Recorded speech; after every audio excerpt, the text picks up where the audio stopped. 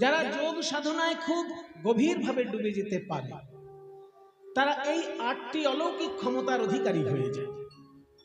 অনিমা, মহিমা, গরিমা, লঘিমা, এই যে হনুমানজি এই সব সিদ্ধির অধিকারী। অনিমা মানে অনিমা তো একটা নাম, সেটা আবার মানে কি রে বাবা? একজনের নাম অনিমা হতে পারে। আমার দিদির নাম অনিমা, আমার 3টে দিদি আছে, তার মধ্যে ছোট দিদির নাম অনিমা। তো অনিমা তো নাম হতে পারে, অনিমা আবার মানে কি? অনিমা মানে হচ্ছে অণুর মতো ছোট হয়ে যাবার ক্ষমতা। অণু থেকে অনিমা। অনিমা মানে অণুর মতো ছোট হয়ে যাবার ক্ষমতা, মানে অদৃশ্য হয়ে যাওয়ার ক্ষমতা। মিস্টার ইন্ডিয়া, মিস্টার ইন্ডিয়া সিনেমাটা ছিল না, সেই সবার সামনে অদৃশ্য হয়ে যেতে পারছে, একবারে অণুর মতো হয়ে যাবার ক্ষমতা যেটা, সেইটাকে বলে অনিমা। আর মহিমা মানে মহা হয়ে যাবার ক্ষমতা, মানে বিরাট হয়ে যাবার ক্ষমতা, এটাকে বলে মহিমা। গরিমা মানে ভারী হয়ে যাওয়ার ক্ষমতা, গুরুতর। গুরু মানে ভারী হয়ে যাবার ক্ষমতা। যেমন ওনাকে নড়ানো যাচ্ছিল না, ওনার লেজটা নড়াতে পারছে না রাবণ, আর হনুমানকে নড়াবে কি? ভীমের সঙ্গে যখন দেখা হয়েছিল হনুমান, ভীমকে বলেছিল শুধু আমার লেজটা আমি নড়াতে পারছি না, তুমি সরিয়ে দিয়ে চলে যাও। ভীমের ক্ষমতা হলো না হনুমানের লেজটাকে সরিয়ে দিয়ে চলে যাবার, তাহলে ভারী হয়ে যাওয়ার ক্ষমতা। আবার হালকা হয়ে যাবার ক্ষমতা, তাকে বলে লঘিমা। লঘিমা মানে লঘু বা হালকা হয়ে যাবার ক্ষমতা। হালকা যদি হয়ে না যান তাহলে ওই যে যখন সেই রামায়ণে আপনারা শুনেছেন না, লবকুশ যখন হনুমানকে ধরে নিয়ে এলো সীতা দেবীর কাছে, তখন বলছে কই ভাই আমাকে তোরা কাঁধে নিয়ে চল। এবার কাঁধে নিতে গিয়ে এত ভারী হয়ে গেছে হনুমান যে কিছুতেই হনুমানকে কাঁধে নিতে পারলো না লব আর কুশ। হ্যাঁ, মানে এত ভারী হয়ে গেছে। ওই যে বললাম ভারী হয়ে যাওয়ার ক্ষমতা, আবার হালকা হয়ে যাওয়ার ক্ষমতা। ভারী হয়ে যাওয়ার ক্ষমতাকে বলে গরিমা, আর হালকা হয়ে যাওয়ার ক্ষমতাকে বলে লঘিমা। তো এত ভারী হয়ে গেছে হনুমান যে লবকুশ কাঁধে তুলতে পারছে না। শেষকালে লবকুশ করলো কি, হনুমানের লেজ ধরে টানতে টানতে নিয়ে যাচ্ছে। তখন হনুমান মনে মনে ভাবলো যে আমি ভাবলাম ওদের কাঁধে উঠবো, ওরা বেশ আমাকে কাঁধে করে নিয়ে যাবে ভাবলো, এমন আমি আমার যোগ ক্ষমতা দেখালাম, ভারী হয়ে গিয়ে এখন আমাকে লেজ ধরে টানতে টানতে নিয়ে, আমার তো গা ছুলে যাচ্ছে। তখন হনুমান বলছে ওরে লবকুশ, এইবার তোরা আমাকে কাঁধে কর, দেখ আমি হালকা হয়ে গেছি। শেষকালে লবকুশ এসে হনুমানকে দেখে এতই হালকা যে শোলার মতন হালকা হয়ে গেছে। সেই হনুমানকে কাঁধে নিয়ে লবকুশ সীতা দেবীর কাছে হাজির হয়েছে। তাহলে এই যে হনুমান প্রভু রামচন্দ্রের সর্বশ্রেষ্ঠ ভক্ত, সমস্ত সিদ্ধিতে তিনি লাভ করেছেন। হনুমানের প্রণামে কি বলা হয়? মনোজবম মারুততুল্য বেগম জিতেন্দ্রিয়ম বুদ্ধিমতাং বরিষ্ঠম वातात्मजं वानरयूथमुख्यं श्रीरामदूतं शरणं प्रपद्ये। श्रीरामदूतं शरणं प्रपद्ये। श्रीरामदूतं शरणं प्रपद्ये। हनुमानजीर वर्णना বলছে মনোজবম মানে মনের মতো দ্রুতগতি সম্পন্ন তিনি। জবম বর্গের জব, মনোজবম, এখানে জব বানানটা অন্ত্যস্ত জব নয়, অন্ত্যস্ত জব। জব মানে ওই যে ময়দা হয়, জবের আটা, ওই জব অন্ত্যস্ত জব। আর বর্গের জব, জব মানে হচ্ছে গতি। মনোজবম মানে মনের মতো দ্রুত গতি সম্পন্ন তিনি। মারুত তুল্য বেগম, পবনের মতন তার বেগ। জিতেন্দ্রিয়ম তিনি ইন্দ্রিয়কে জয় করার ক্ষমতা ধরেছেন। বুদ্ধিমতাং বরিষ্ঠম, দেখতে হনুমান বানরের স্বরূপে থাকলে কি হবে, উনি বুদ্ধিমানের মধ্যে শ্রেষ্ঠ। বুদ্ধিমতাং বরিষ্ঠম, বাতাত্মজম মানে পবনের পুত্র, বানর যূথ মুখ্যম, বানরদের দলের উনি সর্বশ্রেষ্ঠ সেনাপতি। বানর যূথ মুখ্যম, শ্রীরামদূতম, শ্রী রামচন্দ্রের দূত স্বরূপ। সীতা দেবীর কাছে যখন রামচন্দ্রের বার্তা বহন করে নিয়ে গেছিলেন, রামচন্দ্রের হাতের আংটিটা রামচন্দ্র দিয়ে দিয়েছিলেন যে এইটা নিয়ে যা, তবে সীতা দেবী বুঝতে পারবে যে তুই আমার দূত হয়ে যাচ্ছিস। তাই সীতা দেবীর কাছে রামচন্দ্রের দূত হয়ে এসেছেন তিনি। শ্রীরামদূতম শরণং প্রপদ্যে। তাহলে হনুমানজি যে এত ক্ষমতা সম্পন্ন, যোগ সাধনায় তিনি এমন সিদ্ধি লাভ করেছেন যে অষ্ট সিদ্ধি সব তার প্রাপ্তি হয়ে গেছে। অনিমা মহিমা গরিমা লঘিমা প্রাপ্তি প্রাকাম্য ঈশিতা বসিতা কামাব সাইতা, এই 8 রকমের যোগ সিদ্ধি তিনি লাভ করেছেন। ভগবান কিন্তু এগুলো দান করেন, কিন্তু যেটা তিনি দান করেন না সেটা হচ্ছে তার নিজস্ব সম্পদ, গোলকের প্রেম। ওই যে বললাম যে ভগবান সবকিছু দেন না, যেমন আপনারাই দেবেন না, কাউকে ধান দেবেন 2 কেজি, কিন্তু 2 বিঘে জমি তো লিখে দেবেন না। ঠিক তেমনি ভগবান আমাদের অষ্টসিদ্ধি দান করেন, আমাদের এই জগতে বিষয় সম্পত্তি দান করেন, আমাদের ওই জগতে স্বর্গে সুখ সমৃদ্ধি দান করেন, সব দান করেন। ভোগ এবং স্বর্গ দান করেন, এমনকি মুক্তি পর্যন্ত দান করেন, কিন্তু নিজের প্রেম তিনি দান করেন না। ওই জন্য চৈতন্য চরিতামৃত কি বলল, কৃষ্ণ যদি ফিরে প্রভু ভুক্তি মুক্তি দিয়া, প্রেম প্রভু নাহি দেন রাখেন লুকাইয়া। কি সুন্দর কথাটি। কৃষ্ণ যদি ফিরে, ফিরে মানে এখানে ঘুরে বেড়ায়, কৃষ্ণ যদি ফিরে প্রভু ভুক্তি মুক্তি দিয়া, ভুক্তি মানে ভোগ, ভোগ 2 রকমের, ইহলৌকিক পারলৌকিক। ইহলৌকিক ভোগ কি, এই যে 10 বিঘে জমি, 10 লক্ষ টাকা ব্যাংক ব্যালেন্স, 10 কেজি সোনা বাড়িতে আছে, এরকম যদি কারো কাণ্ড থাকে তাহলে সেই ইহলৌকিক ভোগ করছে। আর পারলৌকিক ভোগ কি, মৃত্যু হয়ে স্বর্গে গেল, সামনে অপ্সরার নাচ দেখছে, মজায় আছে, পারলৌকিক ভোগ। তাহলে ইহলৌকিক ভোগ পারলৌকিক ভোগ 2 রকমের ভোগ আছে।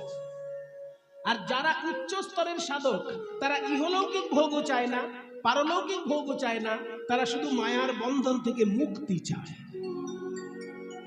ভগবান শ্রীকৃষ্ণ কাউকে ভোগ দিতে পারেন এবং মুক্তিও দিতে পারেন, কিন্তু উনি প্রেম দিতে চান না।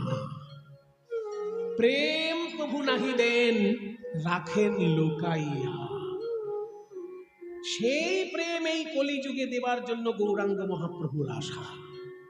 এটাই রূপ গোস্বামী এতক্ষণ ধরে বলার চেষ্টা করেছে, যে অনর্পিত চরিং চিরাত, যা কোনোদিন অর্পণ করা হয়নি। সত্য যুগেও ভগবান এসেছেন, ত্রেতা যুগেও ভগবান এসেছেন, দ্বাপর যুগেও ভগবান এসেছেন, নানা রকমের বিচিত্র লীলা তিনি রস আস্বাদন করেছেন, প্রেম দান করেননি।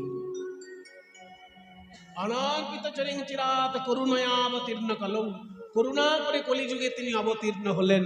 কেন না সমর্পয়িতুম, সমর্পণ করার জন্য। কি সমর্পণ করার জন্য? উন্নত উজ্জ্বল রসাং স্বভক্তি শ্রিয়ম। উন্নত উজ্জ্বল রস সমৃদ্ধ তার ভক্তি সম্পদ। উন্নত উজ্জ্বল রস মানে বিশুদ্ধ মধুর রস। সেই বিশুদ্ধ মধুর রসে রসায়িত তার যে ভক্তি সম্পদ, সেটা গোলকে থাকে, ভুলোকে থাকেই না। ভুলোকে সেই জিনিস পাওয়ার কোনো সম্ভাবনা নেই, গোলকে আছে বিশুদ্ধ প্রেম রস। সেইটা দেবার জন্য যেন গৌরাঙ্গ মহাপ্রভুর নেমে আসে। উন্নত উজ্জ্বল রসাং স্বভক্তি শ্রিয়ম, ভক্তি শ্রিয়ম, ভক্তিরূপী সম্পদ দেবার জন্য তিনি আমাদের কাছে এলেন। সেই গৌর সুন্দর হরি পুরাট সুন্দর দ্যুতি কদম্ব সন্দীপিত। হরি, সেই গৌর হরি। একদিকে হরি মানে নারায়ণ, আবার একদিকে হরি মানে কিন্তু সিংহ। সিংহকেও হরি বলা হয়, তাই গৌর রূপী সিংহ হরি পুরাট সুন্দর দ্যুতি কদম্ব সন্দীপিত। পুরাট মানে সোনা, সোনার মতো দ্যুতি, সোনার মতো ছটায় উজ্জ্বল তার শ্রীঅঙ্গ।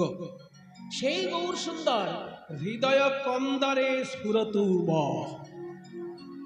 তোমাদের সকলের হৃদয় রূপী গুহার মধ্যে স্ফূর্তি লাভ করুক গৌর সুন্দর। এটা আশীর্বাদ করছেন রূপ গোস্বামী, যে তোমরা যারা ভগবানকে ভালোবাসে তার নাম গুণ শুনতে এসেছো, তোমাদের সকলের হৃদয়ে গৌর সুন্দর উজ্জ্বল রূপে বিরাজ করুন। তার হৃদয়টাকে গুহা বলে দিলেন, হৃদয় কন্দরে। কেন গুহা বললেন? আমার হৃদয়টাকে আপনি মন্দির না বলে কন্দর কেন বললেন? মন্দির মানে দেবালয়, আর কন্দর মানে গুহা। তাহলে আমার হৃদয়টা মন্দির না বলে আপনি কন্দর কেন বললেন? সদা হৃদয় কন্দরে স্ফুরত বাহ শচীনন্দন। আমার হৃদয়টাকে কন্দর কেন বললেন আপনি? আপনি তো বিরাট পণ্ডিত মানুষ, সারা বাংলার আপনি অর্থমন্ত্রী। রূপ গোস্বামী ছিলেন বাংলার অর্থমন্ত্রী। আর তখনকার দিনের মন্ত্রী যারা ছিলেন চৈতন্য দেবের যুগে, তারা কেউ ভোটে জিতে আসেন। ভোটে জিতে মন্ত্রী হওয়া খুব সহজ, পড়াশোনায় পরীক্ষায় পাশ করে মন্ত্রী হওয়া অসম্ভব ব্যাপার। তখনকার দিনে পরীক্ষা দিয়ে মন্ত্রী হতে হতো, এখন কোন মন্ত্রীকে পরীক্ষা দিতে হয়? WBCS অফিসার, IAS অফিসার, এদের কঠিন কঠিন পরীক্ষা দিয়ে অফিসার হতে হয়। কিন্তু কোন মন্ত্রী যদি কেউ হতে হয়, তাকে কি পরীক্ষা দিতে হয় কাউকে? জনগণের ভোটে জিতলেই মন্ত্রী। কত সহজ একটা সস্তা ব্যাপার মন্ত্রী হয়ে যাওয়া এখনকার দিনে। কাজে ঘটে বুদ্ধি না থাকলেও চলবে, পেটে বিদ্যা না থাকলেও চলবে, তাই না? ঘটে বুদ্ধি না থাকলেও চলবে, আর পেটে বিদ্যা না থাকলেও মন্ত্রী হওয়া আজকাল দিনে ভোটে জিতলেই হলো। সে আপনার ভোটে জেতার কেরামতি যাই থাক, ভোটে জিতলেই মন্ত্রী। কিন্তু চৈতন্য মহাপ্রভুর যুগে এই ছেলে খেলা ছিল না মন্ত্রিত্ব নিয়ে। যেখানে রাজা মুসলমান আর মন্ত্রী ব্রাহ্মণ, কখনোই মুখ দেখে চাকরি দেবে না। একজন মুসলমান রাজা একজন হিন্দু ব্রাহ্মণকে চাকরি দেবে, তার মুখ দেখে চাকরি দেবে।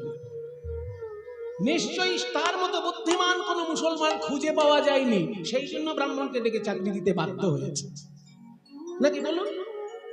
একজন মুসলমান রাজা কোনোদিনই অমুসলিমকে চাকরি দেবে না।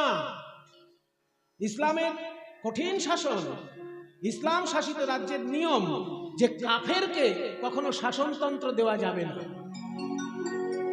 ইসলামের শাসনের এটা ইসলামের নিজস্ব নিয়ম, এটা কঠিন নিয়ম। যেখানে যেখানে ইসলাম শাসিত দেশ আছে, আপনারা ভালো করে খবর নিন, কোথাও কাফের নেই শাসনতন্ত্র। সেই জন্য যেখানে রাজা মুসলমান, তিনি কখনোই চাইবেন না একজন হিন্দুর ছেলে বা একজন ব্রাহ্মণের ছেলে মন্ত্রী হোক। কিন্তু রূপ গোস্বামীকে মন্ত্রী করতে বাধ্য হয়েছেন, সনাতন গোস্বামীকে মন্ত্রী করতে বাধ্য হয়েছেন। কেন? তাদের বিদ্যা বুদ্ধির জোরে, ভোটের জোরে নয়। বিদ্যা বুদ্ধির জোরে রূপ সনাতনকে মন্ত্রী করতে বাধ্য হয়েছেন আলাউদ্দিন হোসেন শাহ, বাংলার নবাব। সনাতন হচ্ছেন তখন প্রধানমন্ত্রী, রূপ গোস্বামী হচ্ছেন অর্থমন্ত্রী। সেই অর্থমন্ত্রী যখন মন্ত্রিত্ব ত্যাগ করে গৌরাঙ্গ মহাপ্রভুর চরণে শরণাপন্ন হলেন, এই শ্লোক লিখলেন, বলছেন গৌরাঙ্গ সিংহের মতো বিরাজ করুক তোমার হৃদয় গুহায়। হৃদয়টাকে গুহা বললাম বলে তোমাদের মনটা খারাপ হয়ে গেল? তাহলে শোনো কেন গুহা বললাম। আমাদের হৃদয় এককালে মন্দির ছিল, কিন্তু আজকে কন্দরে পরিণত। কবে আমাদের হৃদয় মন্দির ছিল? যেদিন আমরা মাতৃগর্ভে ছিলাম, যেদিন আমি মায়ের গর্ভে ছিলাম, সেদিন আমার ভিতরে কাম বলে কোনো পদার্থ ছিল না। আমার ভিতরে ক্রোধ বলে কোনো পদার্থ ছিল না, আমার মধ্যে লোভ বলে কোনো পদার্থ ছিল না। তাহলে কাম, ক্রোধ, লোভ, মোহ, মদ, মাৎসর্য, এই যে সব পশুর দল, এগুলো একটাও ছিল না যখন আমি মায়ের গর্ভে ছিলাম। সেই জন্য তখন আমার হৃদয়টা ছিল মন্দির। কিন্তু যখনই মাতৃগর্ভ থেকে বাইরে এসে আস্তে আস্তে বড় হতে লাগলাম, এক এক করে পশু প্রবেশ করতে লাগলো আমার হৃদয়ে। কাম এলো, ক্রোধ এলো, লোভ এলো, মোহ, মদ, মাৎসর্য এলো। আর কি আমার হৃদয়ে মন্দির থাকলো? গুহায় পরিণত হয়ে গেল। কিন্তু কোন গুহায় যদি সিংহ প্রবেশ করে, সেখানে অন্যান্য পশু থাকতে পারে না। সিংহ হচ্ছে রাজা।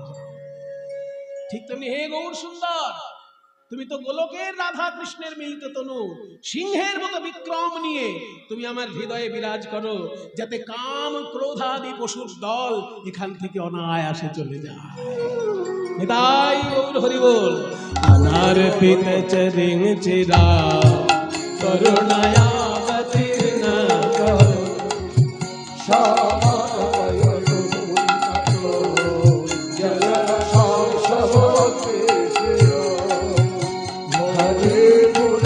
সুন্দর দুটি কদম্ব সদ্বিপিত সদা হৃদয় অন্তরে পুরতুব শচীনন্দন, পুরতুব শচীনন্দন, পুরতুব শচীনন্দন, শচীনন্দন, পুরতুব শচীনন্দন, সদা হৃদয় কন্দরে পুরতুব শচীনন্দন। পদকর্তা বলছেন, বড় অবতার ভাই, বড় অবতার। গৌরাঙ্গ মহাপ্রভু বড় অবতার। কেন জানো? পতিতের বিলাওল প্রেমের ভান্ডার। যারা পতিত, যাদের মুখের দিকে কেউ কখনো তাকায়নি, সেই পিছিয়ে পড়া জনজাতি যে পতিত গোষ্ঠী, তাদেরকেও প্রেম ধনে পরিপূর্ণ করে দিলেন নিতাই গৌর। সমাজে একটা সুন্দর সাম্য এনে প্রতিষ্ঠা করলেন নিতাই গৌর। এখানে বৈষ্ণব সমাজ এমন একটা সমাজ, যেখানে ব্রাহ্মণ তার ব্রাহ্মণত্বের অহংকার ত্যাগ করে মন শুদ্ধ করে, আর যে অব্রাহ্মণ, সে অব্রাহ্মণত্বের অসুচি রূপ পরিত্যাগ করে ব্রাহ্মণের মতন পবিত্র জীবন পরিচালিত করে। তার মানে অসুচি হয়ে যায় শুচি, আর যে শুচি ব্রাহ্মণ, সে তার অহংকার ত্যাগ করে হয়ে যায় কৃষ্ণচরণের দাস। এই অপূর্ব বৈষ্ণব সমাজ দান করলেন আমার নিতাই গৌর। তাই বলছি, গৌরাঙ্গ করুণার কথা এক মুখে কহিবারে নারী, গৌরাঙ্গ করুণার কথা কহিবারে নারী।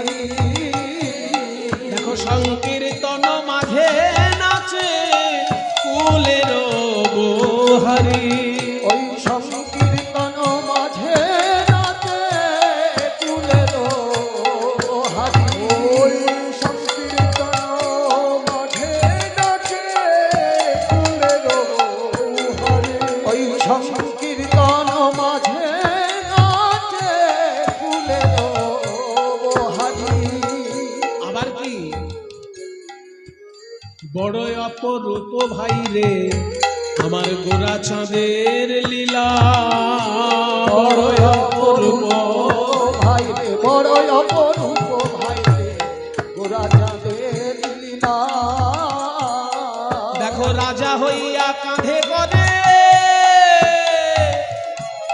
বৈষ্ণবের ঝোলা, ওই রাজা হইয়া কাঁধে করে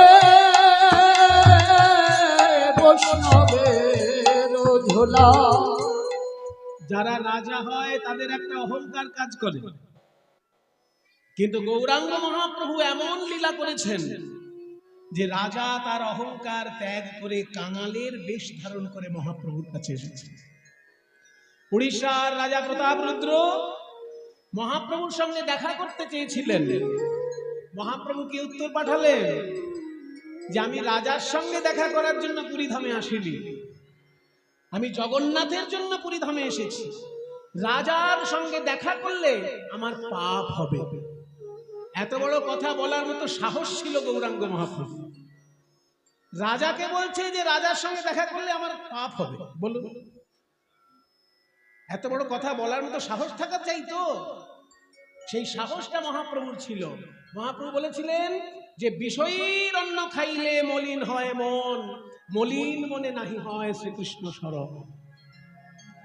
রাজা হচ্ছে বিষয়ী আর আমি হচ্ছি বিষয়ে ত্যাগী।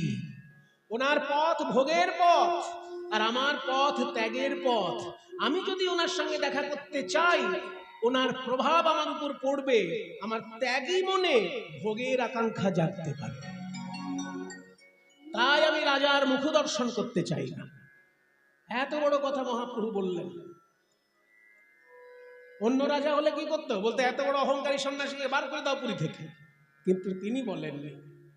রাজা প্রতাপরুদ্র উচ্চশিক্ষিত মানুষ ছিলেন। তিনি বললেন যে ঠিকই বলেছেন মহারাজ গৌরাঙ্গ মহাপ্রভু, আমি তো বিষয়ী লোক আর উনি তো ত্যাগী লোক। ওনার পথ আলাদা, আমার পথ আলাদা, তাহলে আমি দেখা করব কি করে? শেষকালে সার্বভৌম ভট্টাচার্য বুদ্ধি শিখিয়ে দিলেন যে আপনি রাজা রূপে কোনোদিনই গৌরাঙ্গ মহাপ্রভুকে দেখতে পাবেন না। আপনাকে রাজ পোশাক ত্যাগ করে কাঙাল বৈষ্ণবের বেশে, কাঙাল বৈষ্ণবের বেশে দ্বাদশ অঙ্গ তিলক শোভিত করে ওই মোটা মোটা সোনার হার পরে যেতে পারবেন না, মোটা মোটা তুলসী মালা পরে যেতে হবে। মোটা মোটা সোনার হার পরে যদি যাও প্রভু দেখবেন না তোমাকে। তুলসী মালা মোটা মোটা পরবে আর দ্বাদশ অঙ্গে তিলক শোভিত করবে, তারপর ভাগবতের শ্লোক মুখস্থ করে মহাপ্রভুর সামনে সেই শ্লোক আওড়াবে। এই কাজটুকু যদি করতে পারো তাহলে মহাপ্রভু তোমায় কৃপা করবেন। যদিও ব্যাপারটা অভিনয়, কারণ উনি তোর বৈষ্ণব সারা জীবনের জন্য হয়ে যাচ্ছেন না, দুদিনের জন্য বৈষ্ণব সাজছেন। কিন্তু গৌরাঙ্গ কৃপা পাবার জন্য এই বৈষ্ণব সাজাটাই তার কাজে লাগলো। একটা জিনিস জানবেন, সাধু যদি হতে না পারেন, সাধুর অভিনয় করাটাও সৌভাগ্যের, তাই না? চোর যদি হতে না পারে, চোরের অভিনয় করাটা কি ভালো জিনিস? সেটা তো ভালো হবে না। যে চোর নয় কিন্তু অভিনয় করতে হচ্ছে চোরের, জিনিসটা তো ভালো হলো না। কিন্তু সাধু নয় অথচ সাধুর অভিনয় করছে, কাজটা তো ভালো। তাকে দেখে দুজনের তো অন্তত ভক্তি উদয় হবে। সে হয়তো সাধু নয়, কিন্তু তাকে দেখে যে দুজন ভক্তিতে এগিয়ে গেল সেই লাভটা তো সমাজ পেল। যে অভিনয় করলো তার দ্বারা কোনো লাভ সমাজ পেল না, কিন্তু তাকে দেখে যারা এগিয়ে গেল ভক্তির পথে তাদের থেকে তো সমাজ উপকার পেল। তাই চোর যদি না হয় চোরের অভিনয় করাও ভালো নয়, কিন্তু সাধু যদি না হয় সাধুর অভিনয় করাও ভালো। তাই রাজা প্রতাপরুদ্র সাধুর অভিনয় করে কাঙাল বৈষ্ণবের বেশ ধারণ করে দ্বাদশ অঙ্গ তিলক শোভিত করে মোটা তুলসীর মালা গলায় দিয়ে শ্রীমদ্ ভাগবতের শ্লোক যখন বলতে লাগলেন মহাপ্রভুর সামনে, মহাপ্রভু তাকে বুকে জড়িয়ে ধরলেন। তুমি মোরে দিলা বহু অমূল্য রতন, মোর কিছু দিবার নাই দিনু আলিঙ্গন, এই বলে মহাপ্রভু বুকে জড়িয়ে ধরলেন। তাহলে আমরা কি দেখলাম? যে রাজা হবার যে অহংকার থাকে সেই অহংকার চুরমার হয়ে গেল মহাপ্রভুর লীলা। রাজা হইয়া কাঁধে করে বৈষ্ণবের ঝোলা, ওই রাজা হইয়া কাঁধে করে বৈষ্ণবের ঝোলা। আরে শুনবে, যবনেও নাচে গায় আবার বলে হরি নাম গো। যবনে নাচে গায়, যবনে নাচে গায় বলে হরি নাম গো। বলি হে নয় অবতারে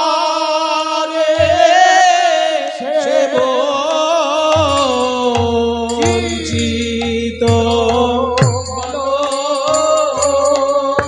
বঞ্চিত বলরাম রে।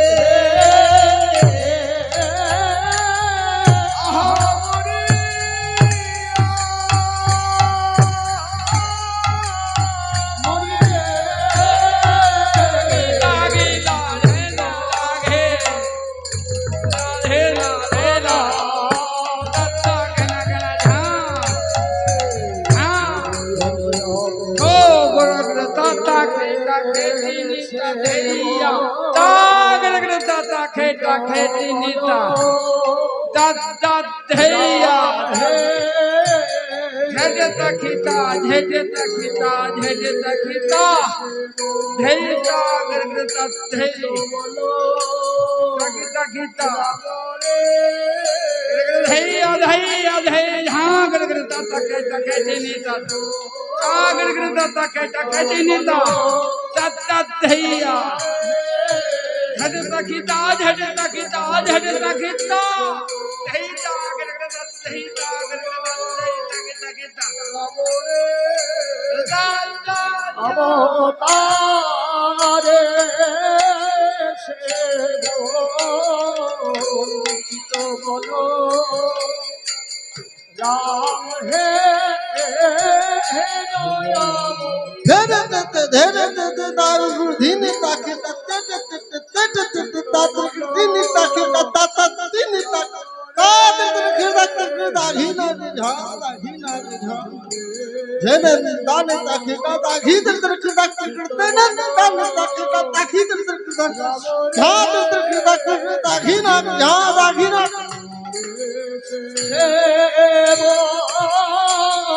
বঞ্চিত বলো রাম হে হে নয় अवतारे से वंचित बलो राम अवतारे से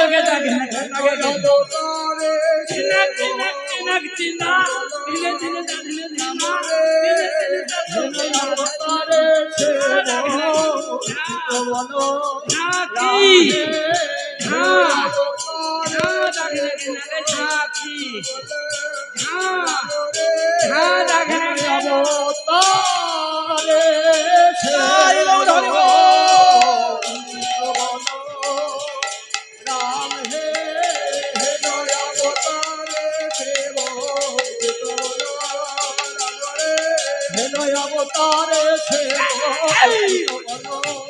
राम हे अवतारे से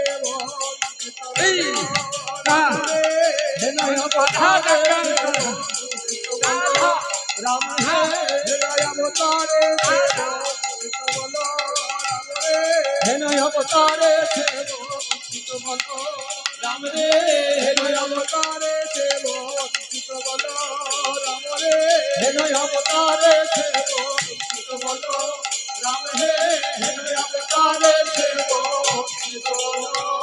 राम रे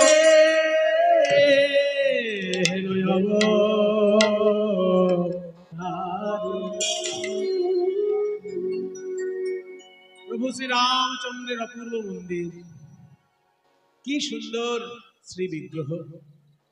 মাঝখানে প্রভু শ্রী রাম, পাশে রয়েছেন মা সীতা, একদিকে রয়েছেন লক্ষ্মণ আর একদিকে রয়েছেন ভরত, আবার ওই পাশে রয়েছেন শ্রী হনুমানজি। সবাই মিলে আমরা একবার প্রণাম করি। শ্রীরামচন্দ্রের একটা সুন্দর প্রণাম মন্ত্র আছে, যাতে সকলকেই একসঙ্গে পাওয়া যায়। দক্ষিণে লক্ষ্মণ ধন্বী, মানে শ্রীরামচন্দ্রের দক্ষিণ দিকে ধনুর্ধারী লক্ষণ রয়েছেন। দক্ষিণে লক্ষ্মণ ধন্বী, বামতো জানকী শুভা, বাঁদিকে মঙ্গলময়ী মা জানকী অর্থাৎ সীতা দেবী বিরাজ করছেন। পুরত মারুতির যশ্য, যার সামনে রয়েছেন হনুমান। হনুমান থাকেন শ্রীরামচন্দ্রের সামনে, মানে ভগবান ভক্তকে ছাড়া থাকতে পারেন না, ওই জন্য ভক্তকে সামনে পুজো করিয়ে তারপর নিজে পুজো গ্রহণ করছে। যার জন্য ভগবানের সামনেই ভক্তের পুজো হচ্ছে, হনুমান সামনে রয়েছে। ভক্ত চান না, কিন্তু ভগবান ছাড়েন না, সামনে ভক্তকে বসিয়েছে। পুরত মারুতির যস্য তং নমামি রঘুত্তমম। সবাই মিলে আমরা একটু তুলসীদাসজির আশ্রয়ে প্রভু রামচন্দ্রকে একটু ডেকে নিই, তারপর কৃষ্ণলীলায় প্রবেশ করছি। শ্রীরাম শ্রীরাম শ্রীরামচন্দ্র কৃপালু ভজ মন হরণ ভব ভয় দারুণ।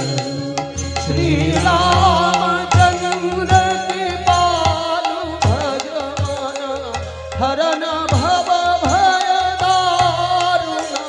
नवकंज लोचन कंज मुख कर कंज लोचन कंज मुख कर कंज लोचन कंज मुख कर कंज पद कंजारुणम्। श्रीरामचंद्र कृपालु भज मन हरन भव भय दारुण। श्रीरामचंद्र कृपालु भज मन हरन भव भय दारुण। এই ভজনটিতে হিন্দি ভাষা এবং সংস্কৃত ভাষা মিলিয়ে, হ্যাঁ, একে মণিপ্রবাল ভাষা বলে।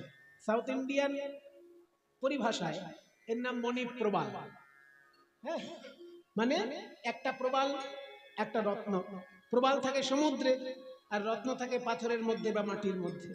একটা সমুদ্রের জলের ভিতর আর একটা সমুদ্রের বাইরে, দুদিক থেকে মিশিয়ে যে মালাটা তৈরি হয়, একটা রত্ন একটা প্রবাল, একটা রত্ন একটা প্রবাল, এইটা দিয়ে একটা মালা গঠন করলে যেমন হয়, এই ভাষাটা হচ্ছে তেমন ভাষা। ওই জন্য এটার পরিভাষা একে বলে মণিপ্রবাল ভাষা, মানে কিছুটা সংস্কৃত কিছুটা হিন্দি মিলিয়ে একটা ভাষা। শ্রী রামচন্দ্র কৃপালু ভজমন হরণ ভব ভয় দারুণম। শ্রী রামচন্দ্রকে ভজন কর ওরে মন, যিনি এই সংসার ভয় হরণ করে নেয়। নবকঞ্জ লোচন, কঞ্জ মানে পদ্ম ফুল, সুন্দর পদ্ম ফুলের মতন তার লোচন। কঞ্জ মুখ, পদ্ম ফুলের মতন মুখমণ্ডল। কর, হাতটাও পদ্ম ফুলের মতন, চরণটিও পদ্ম ফুলের মতন। কঞ্জ পদ কঞ্জারুণম, পদ্ম ফুলের মতন অরুণ। রক্তিমাভ नव कंज लोचन कंज मुख कर कंज पद कंजारुणम। श्री राम श्री राम श्री श्रीरामचंद्र कृपालु भज मन हरन भव भय दारुण। श्रीराम श्रीराम कंदर्पयगणित अमित छवि नवनील नीरज सुंदरम। कंदर्पयगणित अमित छवि नवनील नीरज सुंदर। কন্দর্প অগণিত, কন্দর্প মানে কামদেব। দেবতাদের মধ্যে সব থেকে সুন্দর দেখতে যিনি, তিনি হলেন প্রেমের দেবতা, তার নাম কামদেব। সেই অগণিত কামদেবকে এক জায়গায় করলে যে সৌন্দর্য হবে, তাই যেন আমার প্রভু রামের সৌন্দর্য। কন্দর্প অগণিত, অমিত ছবি। অমিত মানে যা মাপা যায় না, মাপা যাবে না এমন তার রূপ। ছবি মানে এখানে রূপ। অমিত ছবি। নবনীল নীল যে সুন্দরম, নতুন নীল পদ্মের মতো সুন্দর। পিতাপাটা, ওই যে হলুদ কাপড় তিনি পরে আছেন, মানহু মনে হচ্ছে দেখে, তাড়িতে রুচি সুচি, বিদ্যুতের মতো যেন ঝলক দিচ্ছে। সুচি পবিত্র। নৌমি জনক সুতাবরম, নৌমি মানে প্রণাম করি। জনক সুতাবরম মানে জনক রাজার মেয়ে সীতা দেবী, তার প্রতিদেবতা শ্রীরামচন্দ্রকে প্রণাম করি। कंदर्पयगणित अमित छवि नवनील नीरज सुंदर। कंदर्पयगणित अमित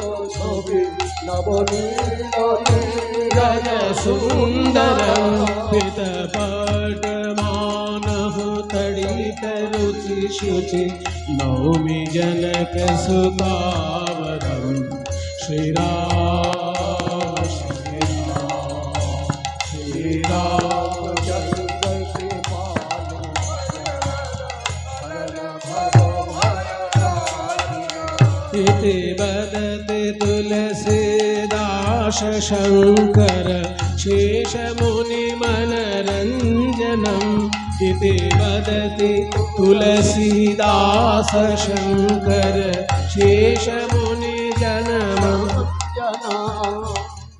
इति वदति तुलसीदास। तुलसीदास এই কথা বলছেন শঙ্কর শেষ মুনি জন মনোরঞ্জন।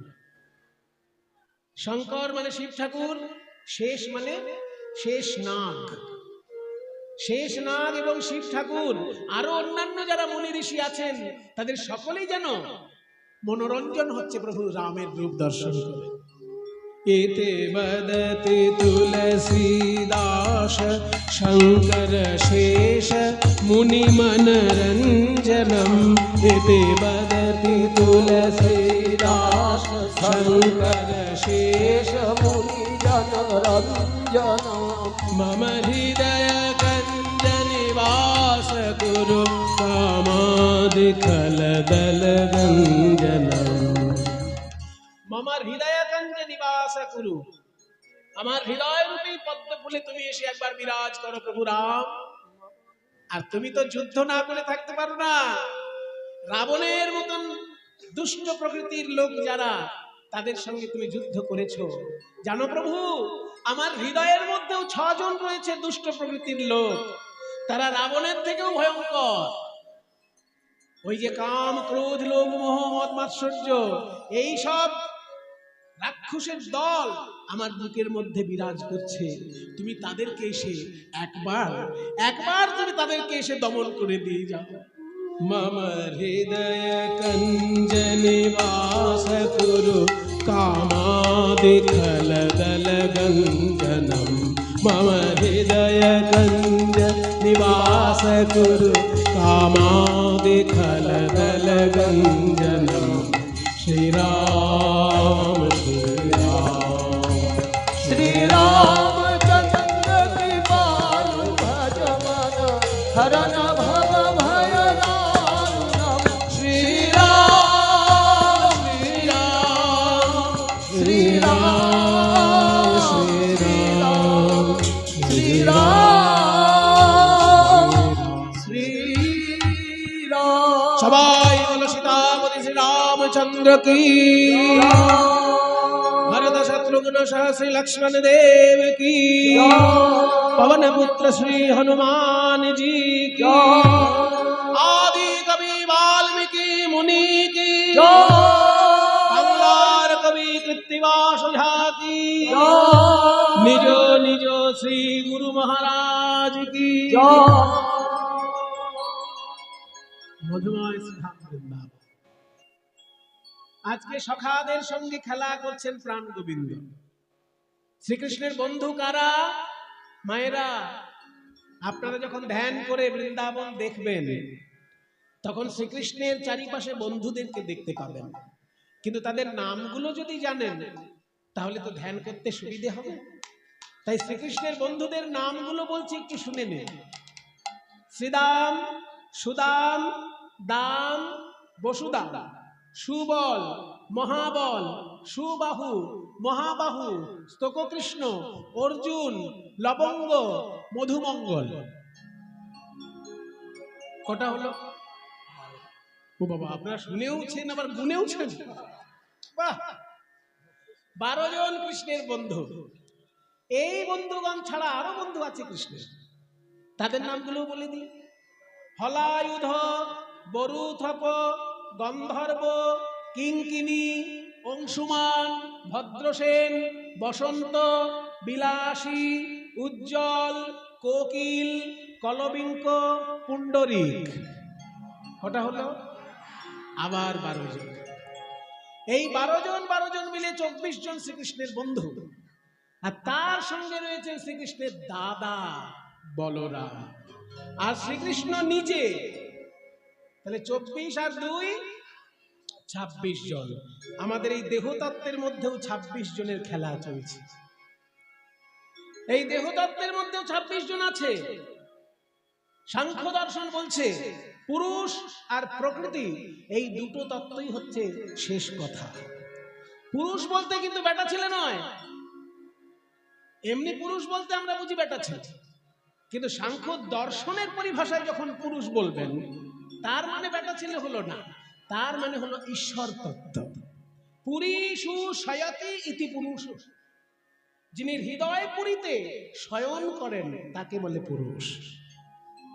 প্রত্যেকের হৃদয় পুরীতে যিনি শুয়ে আছেন, যিনি জাগ্রত হলে আমরা দেবতা হয়ে যাই, শুয়ে আছে বলে আমরা বুঝতে পারি না। আমাদের হৃদয় পুরীতে তিনি শুয়ে আছেন, সেই জন্য ভগবানের নাম পুরুষ। আর ভগবানকে যেহেতু পুরুষ বলা হচ্ছে, ভগবান ছাড়া বাকি যে কোনো জিনিসপত্র দেখছেন সব প্রকৃতি বলা হচ্ছে। তাই সাংখ্য দর্শনের ভাষায় পুরুষ প্রকৃতি মানে বেটা ছেলে আর মেয়ে ছেলে নয়। পুরুষ বলতে ঈশ্বর, আর প্রকৃতি বলতে ঈশ্বর ব্যতীত আর যা কিছু সব। সেই জন্য পুরুষ তত্ত্ব একটাই তত্ত্ব, আর প্রকৃতি তত্ত্ব রয়েছে 24টি। প্রকৃতির মধ্যে 24টি তত্ত্ব আছে। কি কি?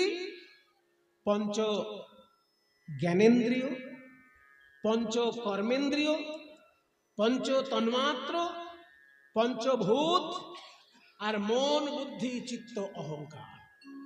পঞ্চ জ্ঞানেন্দ্রিয় কি কি? চক্ষু, কর্ণ, নাসিকা, জিহ্বা, ত্বক। পঞ্চ কর্মেন্দ্রিয় কি কি?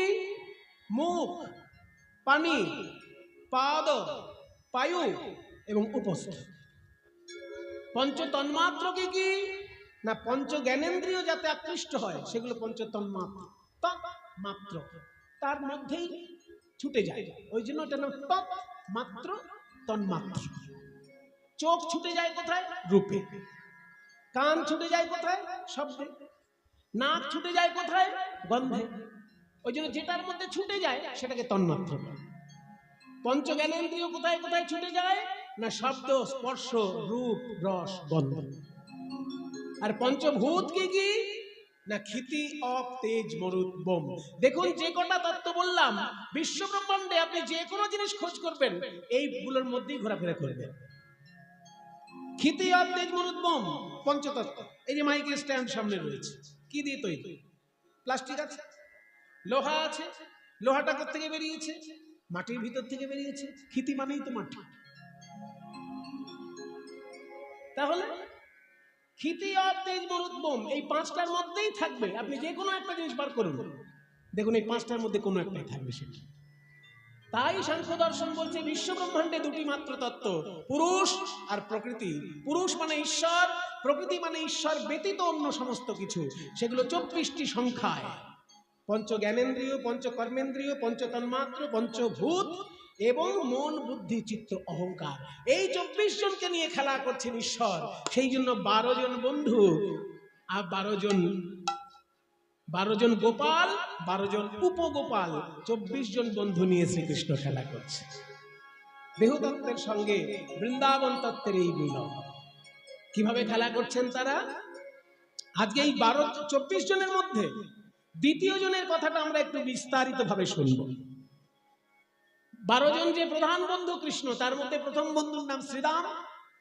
শ্রীরাম হচ্ছেন রাধারানীর দাদা। আর দ্বিতীয় বন্ধু হচ্ছেন সুদাম। ওই সুদামকে নিয়ে আজকে আমরা লীলা রস আস্বাদন করব। ওই সুদামা পূর্বজন্মে কে ছিল সেটা জানবো, এবং শ্রীকৃষ্ণের সঙ্গে তার যে লীলা রস সেটা আজকে আমরা আস্বাদন করব। কিভাবে বৃন্দাবনের তীরে খেলা করছে। নাও তিয়ট গান দাও। রাম আস্তে আস্তে বলে নি আগে। পদটি হচ্ছে রাম কানাই কালিন্দির তীর। পদটার কথাগুলো, কারণ আমি গান গাইনি তো কথাগুলো বুঝতে পারবেন না। তিয়ট তালে গান হবে। রাম কানাই মানে বলরাম এবং কৃষ্ণ কালিন্দির তীরে। কালিন্দি মানে যমুনা, যমুনার তীরে খেলা করছে। এবার দুপুরের যেহেতু লীলাটি হয়, ওই জন্য দুপুরের রাগে গানটি চলছে। রাগের মধ্যে দিয়ে দুপুর করে নেওয়া হচ্ছে। রাম কানাই দুপুরে যে রাগ গাওয়া হয় তার নাম সারাঙ্গ। সারাঙ্গ রাগ দুপুরে গাওয়া হয়, এই জন্য সারাঙ্গ রাগে তিয়ট, সারাঙ্গ তিয়ট বলে এটাকে। রাম কা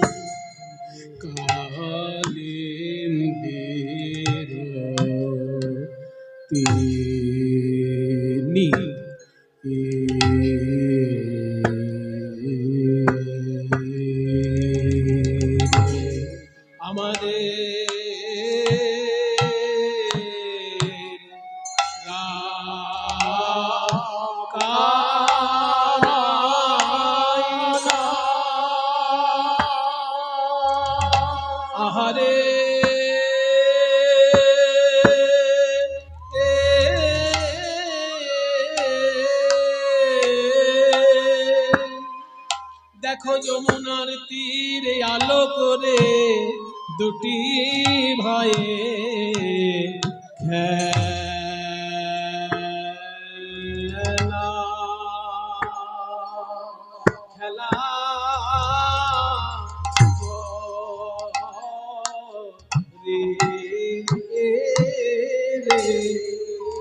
যেন নীলগিরি আর রজতগিরি,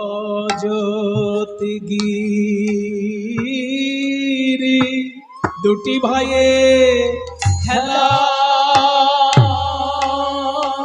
করে নীলগিরি আর রজতগিরি, দুটি ভাইয়ে খেলা করে যেন নীলিয়া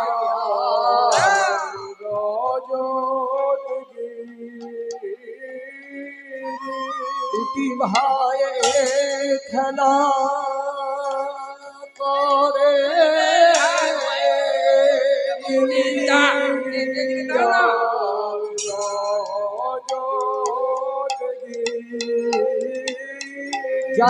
ভাইয়ে খেলা যাই রে নীলগিরিয়া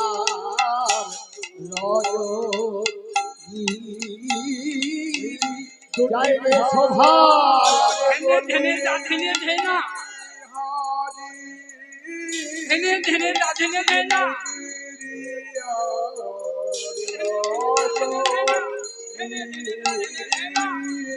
যমুনা আলো করি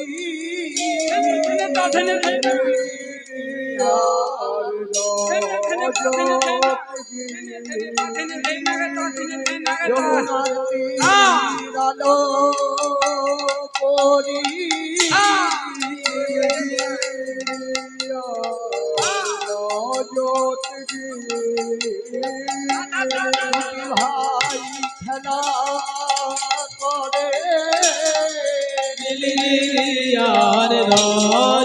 করি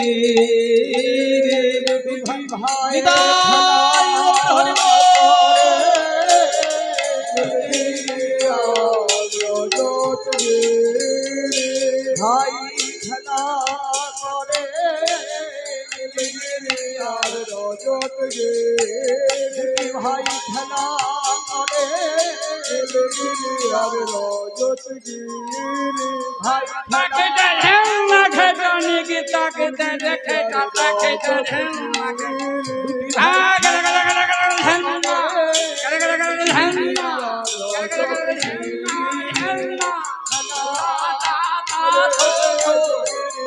রজত গিরি ভাই খেলা করে ডাকে দে ঝেন ডাকে দে ঝেন ভাই খেলা করে রজত গিরি ভাই খেলা করে রজত গিরি যমুনা তীরে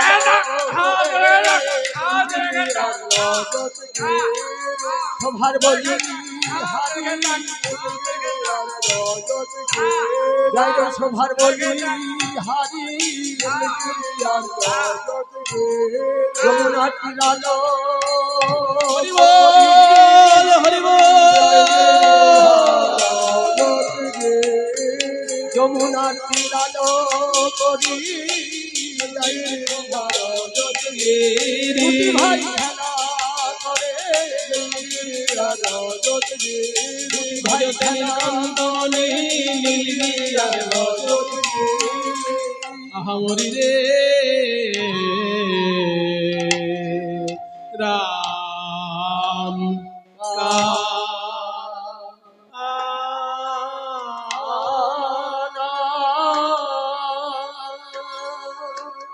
রাম কানাই কালিন্দির তীরে কৃষ্ণ বলরাম খেলা করছেন 24 জন বন্ধুকে সঙ্গে নিয়ে।